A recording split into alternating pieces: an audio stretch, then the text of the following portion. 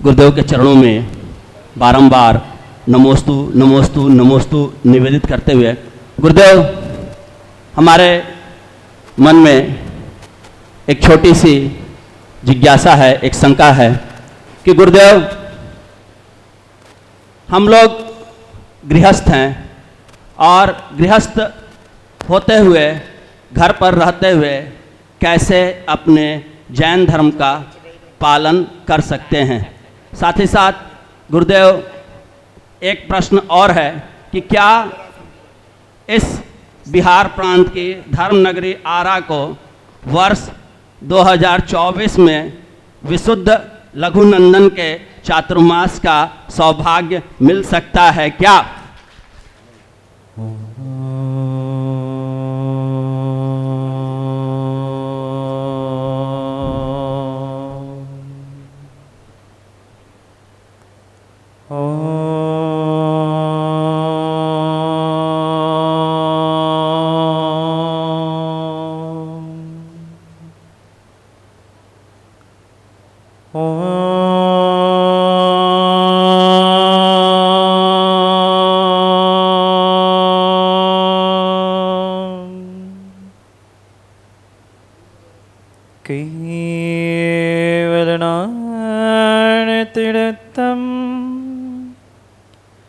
चौथी साथी से विशेष संपन्नम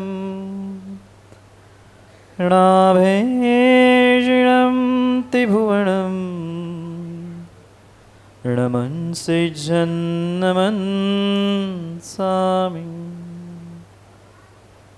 इन्दसदवन्याणम्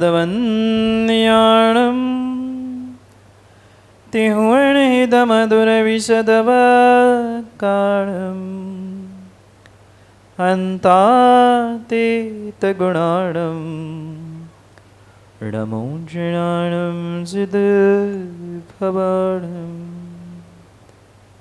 ऋणमो हरिहन्ताणम् ऋणमो सिद्धाणं ऋणमो आयरीयाणम्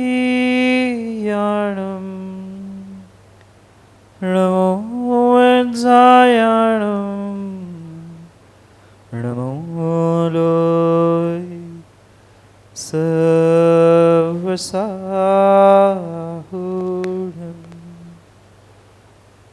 अनंत अनंत परम सिद्ध भगवान की जय हो। 1008 श्री आदिनाथ भगवान की जय हो। परम पूज्य आचार्य भगवान गुरुवर विशुद्ध सागर जी महाराज की जय हो। सनातन जैन धर्म की जय हो। परम पूज्य मुनिवर श्री सुप्रभ सागर जी महाराज के, परम पूज्य मुनि श्री प्रणत सागर जी महाराज के नमोस्तु सत्संग। ओम। भगवान तीर्थंकर आदिनाथ स्वामी अपने केवल ज्ञान को प्राप्त करने के उपरांत समो शरण में विराजमान होते हुए भव्यों के लिए दिव्य ध्वनि के माध्यम से धर्म का उपदेश देते। भगवान हे भव्यों, यह समझाना चाहते हैं कि संसार में धर्म क्या है,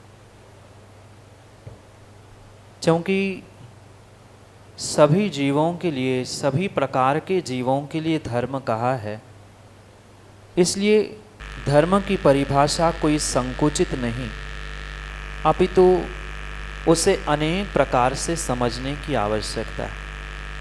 सर्वप्रथम भगवान तीर्थंकर स्वामी ने महाव्रतों से युक्त निर्ग्रंथ मुनिराजों का सबसे बड़ा चारित्र रूपी धर्म का, और उस महान धर्म के परिपालन से ही एक भव्य जीव अपने आत्मा का कल्याण करते हुए अरिहंत सिद्ध अवस्था को प्रकट कर सकता है।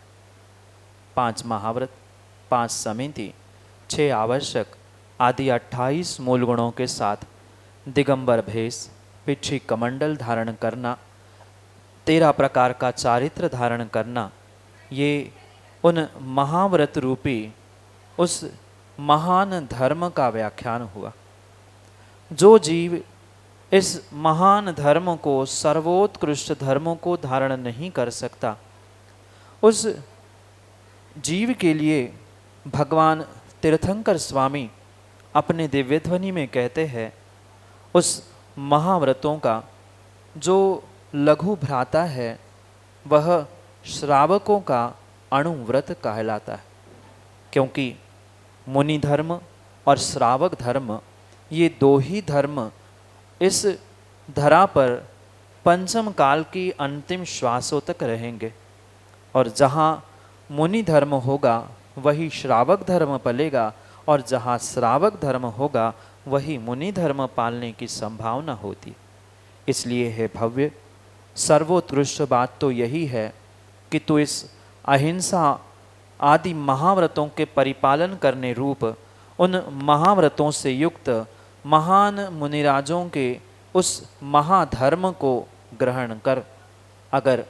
अगर तेरे पास इस महान धर्म को धारण करने की शक्ति नहीं है, तो जो इस महाव्रत रूपी महान धर्म का, मुनि धर्म का लघु भ्राता कहा जाता है, जो श्रावकों के लिए अणुधर्म रूप, अणुव्रत रूप स्वीकार किया जाता है, हे जीव, आप उस अणुव्रतों से युक्त श्रावक के धर्म को धारण करना।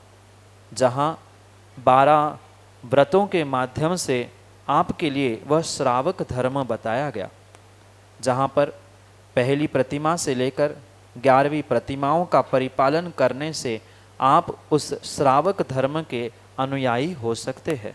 ये विश्वास करना कि जीवन में महाव्रत धारण कर पाए नहीं कर पाए, पर महाव्रतियों के प्रति श्रद्धा के साथ आपने अपने जीवन में गृहस्थ अवस्था में भी, यानी घर परिवार में रहते हुए भी, अगर इन प्रतिमाओं का या कम से कम 12 व्रतों का पालन करते हुए दूसरी प्रतिमा का भी परिपालन किया है, तो आने वाले समय में आप अपनी निकट भवितव्यता को महाव्रतों के रूप में परिवर्तित करते हुए आप भी अपनी अवस्था को अरिहंत सिद्धावस्था में परिवर्तित कर सकते हैं, क्योंकि हे भव्य, आपके आत्मा में ही परमात्मा बनने की शक्ति है।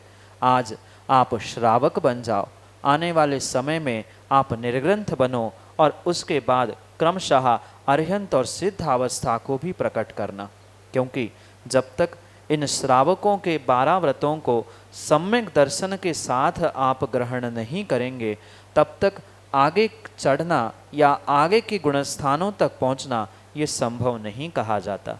जीव अनादि से इन 14 गुणस्थानों के जो प्रारंभिक अवस्थाएं हैं, यानी जो पहले गुणस्थान हैं, उन पहले गुणस्थानों में ही उलझ कर रह जाता है।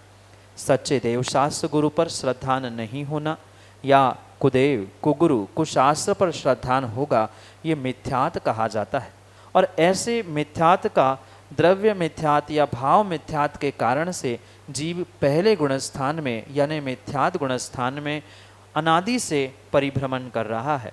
जैसे कुछ पुण्य का उदय आता है, वह सम्यक दृष्टि बनकर चौथे गुणस्थान को स्पर्श करता है, जहाँ से अव्रति श्रावक की व्यवस्था प्रारंभ होती है, और यही से यानी चौथे गुणस्थान से ही वह अपने धर्म को प्रारंभ करता है। बाकी सब क्रियाएं, सब व्रत, सब तप एक किनारे है, पर हे भव्य जीवों, अगर आपने तत्वों का श्रद्धान करते हुए सच्चे देवशास्त्र गुरु को मानना प्रारंभ किया है तो आपका सम्यक दर्शन के साथ प्रारंभ किया हुआ अल्प धर्म पुरुषार्थ भी आपके लिए मोक्ष पुरुषार्थ के लिए फलीभूत हो सकता है। इसलिए गृहस्थावस्था में आप कम से कम अणुव्रतों को ग्रहण नहीं कर पा रहे हैं, अर्थात उन 12 व्रतों को जो श्रावकों के लिए कहे जाते हैं, 5 अणुव्रत, शिक्षाव्रत और गुणव्रत रूप, उनको स्वीकार नहीं कर पा रहे हो तो हे ज्ञानी, कम से कम आप अपने जीवन में जो श्रावकों के लिए 6 आवश्यक कहे गए हैं, दान, पूजा, स्वाध्याय, तप आदि, इन 6 आवश्यकों को प्रतिदिन करने का प्रयास करना, क्योंकि बिना आवश्यकों के पालन के कभी भी श्रावक नहीं हो सकता। और इस श्रावक अवस्था को परिपूर्ण करने के लिए जो तीर्थंकर भगवंतों ने अपने दिव्य ध्वनि के माध्यम से 8 मूल गुणों को पालन करने के लिए श्रावकों के लिए कहा है, कम से कम उन 8 मूल गुणों को धारण करते हुए आप अपने श्रावक पने को सिद्ध करने का प्रयास करें। 5 अणुव्रत और 3 मकार का त्याग करते हुए किन्हीं आचार्य भगवंतों ने आप श्रावकों के लिए वह 8 मूल गुण कहे और किन्हीं आचार्य भगवंतों ने उन 5 प्रकार के उन उदंबरों का फलों का त्याग और 3 मकार का त्याग, इस प्रकार से पंचम काल के परिप्रेक्ष्य में सभी जनमानस को स्वीकार करने योग्य है। ऐसे इन 8 मूल गुणों को धारण करने का दिव्य उपदेश अपने दिव्य ध्वनि से प्रदान किया। कम से कम हे भव्य, इस जैन कुल में आप जन्मे हो तो जैन कुल में जन्मने के निमित्त से आपके जीवन में 3 कुलाचार होना परम आवश्यक है। रात्रि भोजन का त्याग, पानी छानकर प्रयोग करना और अभक्ष का त्याग, ये 3 प्रकार का कुलाचार कहा जाता है।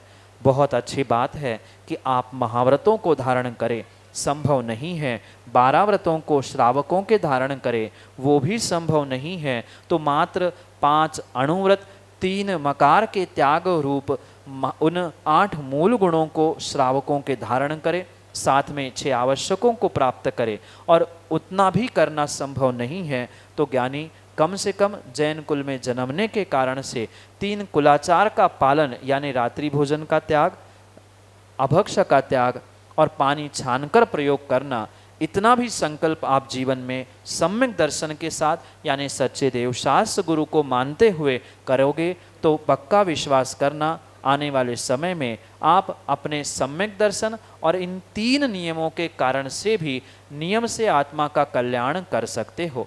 एक तिर्यंच जीव ने वह गुरु के उपदेश को प्राप्त करते हुए रात्रि भोजन का त्याग किया था और प्राणांत होने के कारण वह उस नियम पर अडिग रहने के कारण, दृढ़ रहने के कारण आने वाले समय में वह महामुनि तीर्थंकर बनने वाला है। जब एक तिर्यंच गुरु का उपदेश प्राप्त करते हुए श्रावक बन के अपने जीवन को, कुलाचार को प्राप्त करते हुए धन्य कर सकता है तो हे श्रावको, आप तो महान हो, जैन कुल में जन्मे हो, कम से कम इन कुलाचार का पालन करते हुए अपने जीवन में धर्म को धारण करने का प्रयास करना। और ऐसे धर्म के पालन करने वाले जहाँ भव्य जीव होते हैं, जहाँ भक्त होते हैं, वहाँ मुनिराजों का चातुर्मास बहुत सहजता से ही होता है। इसलिए आपको ये विकल्प करने की आवश्यकता नहीं है। जैसा आज इस चंद्र प्रभु मंदिर के इस प्रांगण में ये अद्भुत दृश्य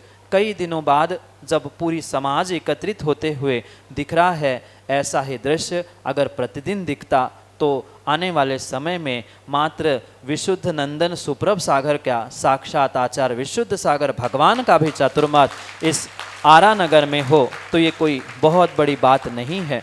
जैसे आप पूरे समाज के कुछ जीवों ने मिलकर, जिनके तन मन धन के सहयोग से कुछ एक मंदिरों का जीर्णोद्धार आप सभी ने प्रारंभ किया है, इसी प्रकार से मंदिरों के जीर्णोद्धार के साथ साथ व्यक्ति को अपने सोच के भी जीर्णोद्धार की आवश्यकता है। और अपने सोच की जीर्णोद्धार और मंदिर वेदियों का जीर्णोद्धार अगर ऐसा ही होता रहेगा तो नियम से आने वाले समय में एक नहीं अनेकानेक निर्ग्रंथों का चातुर्मास आपके आरा नगर में होने की पूर्ण संभावना है। फिर केवली के ज्ञान में और गुरु के ध्यान में जो झलका है वही होना है, यही आपके लिए सम्यक समाधान। नमोस्तु भगवन, नमोस्तु भगवन, नमोस्तु भगवन। हे भगवान, मेरा प्रश्न ये है कि हम किस प्रकार से स्त्री पर्याय का छेदन कर सकते हैं और क्या ऐसा कार्य करें कि हमें ये स्त्री पर्याय से हमेशा हमेशा के लिए मुक्ति मिल जाए। नमोस्तु भगवन, नमोस्तु भगवन, नमोस्तु भगवन। हे भव्य, स्त्री पर्याय का छेद करने के लिए भगवान तीर्थंकर स्वामी अपने दिव्य ध्वनि से सभी स्त्री पर्याय धारण करने वाले भव्य जीवों को यही उपदेश देना चाहते हैं जो उनके आत्म कल्याण का साधन बन सकता है। वह मात्र और मात्र मनुष्य पर्याय में एक ही हो सकता है, जिसका नाम एकमात्र उस आरिका व्रत, आरिका दीक्षा को धारण करना है। मात्र सफ़ेद वस्त्र ही नहीं, अपितु सफ़ेद शुक्ल लेशा के साथ मायाचारी छल कपट आदि से रहित होकर कोई भव्य जीव उस आरिका व्रत को धारण करता है। आरिका व्रत के साथ साथ आरिका दीक्षा के साथ साथ अपने आत्मा के कल्याण करने का प्रयास करता है, तो नियम से उसके स्त्री पर्याय का छेदन होने की पूर्ण संभावना है। संभावना इसलिए जब तक जिस उसके जैसे भावों की विशुद्धि तय की जाती है, वैसे ही उसके लिए ये निर्णय किया जा सकता है कि उसके भाव या भव कितने शीघ्रता से समाप्त होंगे। पर श्रावकों के लिए यानी मनुष्यों के लिए आरिका व्रत धारण करना या देव पर्याय में पहुंचकर साक्षात सची बनते हुए भगवान के कल्याणकों का आनंद अनीचा भक्ति के माध्यम से करना, इन निमित्तों से ही स्त्री पर्याय का छेदन होना संभव है। यही आपके लिए सम्यक समाधान है। भगवान के चरणों में त्रिवार नमोस्तु नमोस्तु नमोस्तु। स्वामी, मेरी जिज्ञासा है कि सिद्ध भगवान और अरहंत भगवान में निश्चय से और व्यवहार से क्या अंतर है, और हमारे सभी 24 अरहंत भगवान सिद्ध हो गए, फिर भी हम उनकी पूजा अरहंत के रूप में क्यों करते हैं?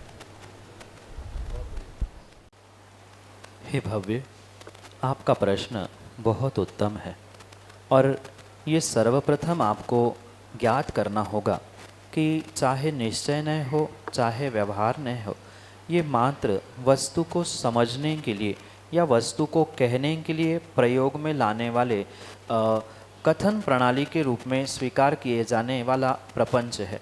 वास्तविकता इन दोनों नयों से भिन्न ही होती है। वस्तु स्वरूप दोनों नयों से समझा तो जा सकता है, पर मात्र व्यवहार या मात्र निश्चय ये किसी प्रकार से वस्तु का स्वरूप नहीं, अपितु उन दोनों से समझते हुए जो प्रमाणभूत वस्तु है वही वस्तु का यथार्थ निर्णय सम्यक ज्ञान रूपी होता है। और वहाँ तक पहुँचने के लिए इन व्यवहार नय, निश्चय नय आदि नयों का पूर्णतः प्रयोग किया जाता है। जहाँ अरिहंत और सिद्धों की बात आती है, वहाँ सामान्य रूप से जैसे हम देखते हैं कि सिद्ध भगवान अशरीरी होते हैं, उन्होंने 8 कर्मों का नाश किया है। अरिहंत भगवान मात्र 4 घातियाँ का नाश करते हुए उस अरिहंत अवस्था को प्राप्त करते हैं। वे 4 कर्म सहित होने के कारण, यानी अरिहंत भगवान 4 कर्मों से सहित होने के कारण उन्हें संसारी भी कहा जाता है, उनके गुणस्थान भी होते हैं। ये जितना भी भेद कथन किया जाएगा, ये सब कुछ कथन व्यवहार परिप्रेक्ष्य में है, क्योंकि जहाँ भेद और उपचार से कथन होता है, वह सब कुछ भेद यानी व्यवहार ने से स्वीकार किया जाता है, और वही जब वह विशेषता से अभेद रूप कथन किया जाता है, उसे निश्चय नय का स्वरूप कहा जाता है। व्यवहार ने से अरिहंत सिद्ध भगवान सर्वज्ञ कहे जाते हैं, पर निश्चय नय से अरिहंत और सिद्ध दोनों भी भगवान आत्मज्ञ ही कहे जाते हैं।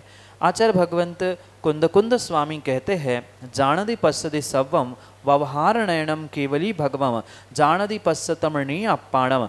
जो अरिहंत भगवान हैं वही सिद्ध बनते हैं, इसलिए अरिहंत हो चाहे सिद्ध हो, व्यवहार ने से वह सर्वज्ञ है, सभी द्रव्यों को, गुणों को, पर्यायों को जानते हैं। किससे? व्यवहारने से, पर जब वही अभेद रूप निश्चयने से हम समझेंगे तो वह मात्र और मात्र आत्मज्ञ है। आत्मा से, आत्मा को आत्मा में आत्मा के लिए ही जानने वाले वे अरिहंत सिद्ध निश्चय से समझने योग्य है। रही बात अरिहंत और सिद्ध, इन दोनों में अगर नयों की अपेक्षा से हम अंतर करेंगे तो व्यवहार नय से शरीरी, अशरीरी, कर्म सहित, कर्म रहित, संसारी, असंसारी आदि रूप ये सब कुछ भेद या उपचार से ही कथन किए जा सकते हैं।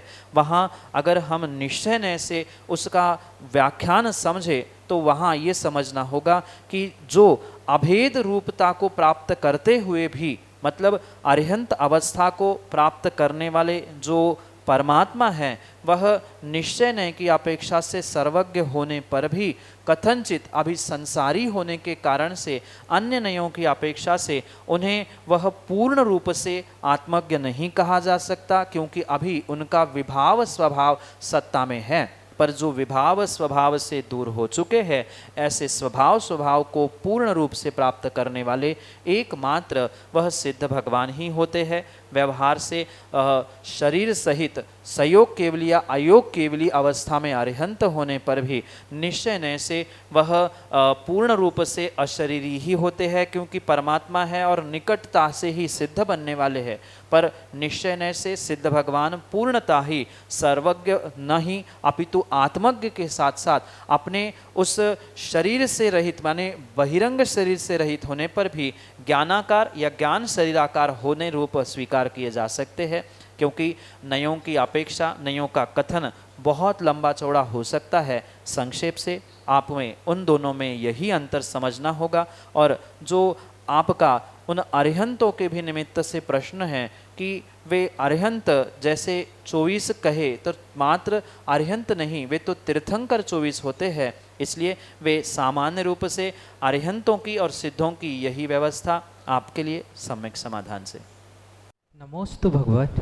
भगवान, मेरा प्रश्न है कि जैसे पंचकल्याणक में प्रतिमा जी पर मंत्र के संस्कार किए जाते हैं, क्या वैसे ही महामुनिराज जब भगवान बनने वाले होते हैं तो उन पर यह सब क्रियाएं कौन करता है? कृपया मेरा शंका का समाधान कीजिए। नमोस्तु भगवान।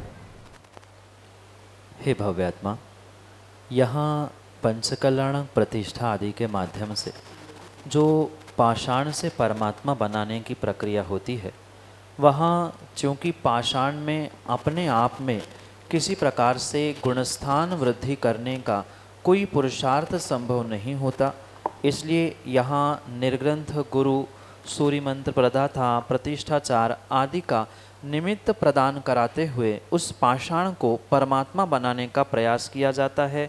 मंत्रों के माध्यम से, अनेक द्रव्यों के संस्कारों के माध्यम से, क्योंकि ये जो अरिहंत प्रतिमा हम स्वीकार करते हैं, ये अरिहंत प्रतिमा मात्र उपचार से, व्यवहार से हमारे लिए अरिहंत है।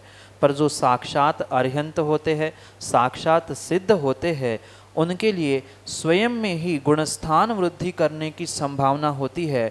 मनुष्यों में या जो जीव है, आगे बढ़ने वाला श्रावक है, उनमें ये शक्ति होने के कारण से उनके लिए किसी मंत्रों के माध्यम से संस्कारित करने की आवश्यकता नहीं होती। जैसे अगर हम तीर्थंकरों की ही बात करें तो तीर्थंकर भगवंतों को भी किसी प्रकार से दीक्षा के संस्कार या अन्य किसी संस्कारों को प्रदान करने की आवश्यकता नहीं होती। पर जो सामान्य मुनिराज होते हैं, वह किन्हीं गुरुओं के पास पहुंचकर दीक्षा आदि के संस्कार प्राप्त करते हैं, पर उसके आगे में जब गुणस्थान बढ़ाने का समय आता है, वे स्वयं के परिणामों के, भावों के, पुरुषार्थों से ही गुणस्थान बढ़ाते हैं। और जितने भी ये संस्कार होते हैं, अगर गौर से उन संस्कारों के मंत्रों को आप सुनेंगे तो उनका गुणस्थान और आरोहण कैसे होता है, वह कर्मों को किस प्रकार से नाश करते हैं, क्या क्या वह क्रिया साक्षात भावों की विशुद्धि के साथ अरिहंत या महामुनिराज करते हैं, उनको ही यहाँ मंत्रों के माध्यम से उपचरित किया जाता है। क्योंकि पाषाण से परमात्मा बनाना है, यहाँ प्रत्येक कार्य मंत्रों के माध्यम से उपचरित किया जाता है। यानी मुख्यता ना होने पर किसी अन्य प्रकार से उसमें स्थापना निक्षेप करने के लिए ये पुरुषार्थ किया जाता है। इसलिए पंचकल्याण प्रतिष्ठा आदि के माध्यम से ये सहज पुरुषार्थ मंत्रों के माध्यम से किया जाता है। पर अन्यत्र यानी जहाँ साक्षात जीव गुणस्थान बढ़ाते हुए यानी चौथे गुणस्थान से 14वें गुणस्थान और गुणस्थान अतीत अवस्था को प्राप्त करता है, ऐसे समय पे किसी भी प्रकार से उनको अलग से संस्कार करने की आवश्यकता नहीं होती। वही अपने आत्मा में आत्मा को आत्मा से संस्कारित करते हुए परमात्मा बनने का प्रयास करता है। यही आपके लिए सम्यक समाधान। लो आचार्य भगवान विशुद्ध सागर जी महाराज की जय। जय लो भगवान गुरुदेव सुप्रभ सागर जी महाराज की जय। हे भगवान, मुझे तो आर्का दीक्षा लेने की धारण बहुत थी। मैंने विशुद्ध सागर महाराज के सामने 2021 में शिखर जी में भावना भी भाया था। उन्होंने पूछा था कि बनना है क्या, मैंने कहा हाँ बनूंगी। लेकिन भगवान तभी मेरा दूसरे दिन से इतना तबीयत खराब हो गया कि मैं क्या बताऊँ आपको। मैं तो माता जी लोग जो भी मिलती हैं, गुरु मिलते हैं, सबसे मैं आर्का दीक्षा की ही आशीर्वाद लेती हूँ। लेकिन मेरा स्वास्थ्य बहुत खराब रहता है, मुझे रोज़ सुई पड़ता है। लेकिन मैं देव सास गुरु की भक्ति नहीं छोड़ सकती। उस समय मुझे अपने शरीर का होश नहीं रहता है। भगवान कैसे मेरा कल्याण होगा गुरुदेव? नमोस्तु भगवान, नमोस्तु भगवान, नमोस्तु भगवान। हे पुण्यात्मा माँ, इस खोटे कलिकाल में, इस उम्र में आरिका व्रत को धारण करने की भावना बना लेना, ये ही बहुत बड़ा कर्म निर्जरा का साधन है। और ऐसी ही देवशास्त्र गुरु के प्रति श्रद्धा समर्पण के साथ आप श्रावक अवस्था के 6 आवश्यकों का पालन करते हुए ऐसा श्रद्धा समर्पण का विशेष पुरुषार्थ आने वाले दिनों में करते रहेंगे तो ज़रूरी नहीं है कि इसी पर्याय में आप आरिका बनकर आत्मा का कल्याण करें, क्योंकि भावना भवनाशिनी होती है। आप इस पर्याय में भावना भाए और ऐसी भावना भाते भाते कहीं ऐसा पुरुषार्थ करें जो महाव्रती है, जो अणुव्रती है, उनके लिए कभी औषधि दान करने का प्रयास करे, उनके लिए आहार दान निर्विघ्न करने का प्रयास करे, उसके लिए निमित्त उपस्थित करने का प्रयास करे। कृतकारित अनुमोदना से औषध आहार आदि दान करने से भी एक श्रावक अपने शरीर को अगली पर्याय के निमित्त से बलिष्ठ निरोग कर सकता है। और आज आप ऐसी भावना भाए कि अगली पर्याय में आप आरिका बने, और मैं तो कहता हूँ आरिका नहीं, ऐसी भावना भाव कि अगली पर्याय में हो जाए तो पुरुष भव मिले, मुनिराज बने। ऐसा पुरुषार्थ भावना से तो आप भा ही सकते हैं। होना नहीं होना कर्म और पुण्य इसके अधीन हो सकता है, पर भावना चूँकि भवनाश भी कर सकती है, ऐसी भावना आप प्रतिदिन भाए। और भावना भाते भाते हमारा मरण समाधि मरण हो, ये भावना भी आप प्रतिदिन भाएंगे तो नियम से श्रावक भी अगर भावना भाते हुए उत्कृष्ट समाधि संलेखना करता है तो वो भी वह दीर्घ संसारी नहीं होता, यानी अल्प ही समय में आत्मा का कल्याण करते हुए वो भी महाव्रतों को धारण करते हुए महामुनि क्या वह साक्षात सिद्ध अवस्था को भी प्रकट कर सकता है। आपके जीवन में भी ऐसी ही भावना फलीभूत हो, यही आपके लिए सम्यक समाधान। मेरे तथा मेरे पूरे परिवार की ओर से आपके चरणों में सादर नमोस्तु नमोस्तु नमोस्तु। मैं अपने शेष जीवन को भगवान के चरणों में लगाना चाहता हूँ। ऐसा क्या काम करें कि मेरा जीवन भगवान के चरणों में हमेशा लगा रहे। हे उत्तम श्रावक, आपके उत्तम प्रश्न का यही उत्तम उत्तर है कि जो आप अपने शेष जीवन को भगवान के चरणों में समर्पित करना चाहते हैं, तो आप अपने जीवन को भले भगवान की प्रतिमूर्ति रूप निर्ग्रंथ गुरुओं के साथ साथ विहार आहार आदि के निमित्त से जुड़कर उनके ऐसा सेवा वैयावृत्ति का करने का पुरुषार्थ करें जिसके माध्यम से भले ही साक्षात अरिहंत सिद्ध अवस्था में आपको उनके चरणों में समर्पित होने का मौका मिले ना मिले, पर अरिहंत की ही प्रतिमूर्ति निर्ग्रंथ गुरुओं और अरिहंत प्रतिमा आदि के पास समीप पहुंचकर नियम से आपकी ऐसी ही श्रद्धा समर्पण की भावना रहेगी तो विश्वास मानना आपकी समाधि संलेखना के साथ होने से ही आपका इस मनुष्य पर्याय का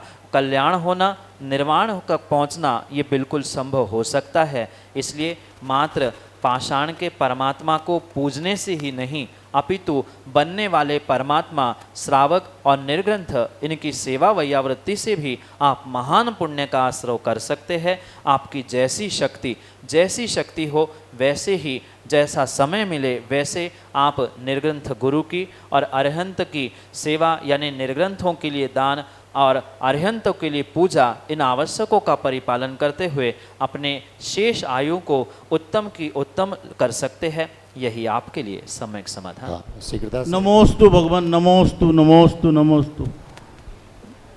मेरा प्रश्न ये है गुरुवर कि आखिरी समय में जब इंसान अचेता अवस्था में आ जाता है, उस समय किसी को दीक्षा दिया जाता है, तो वो कहाँ तक उचित है? इसका समाधान बताएं।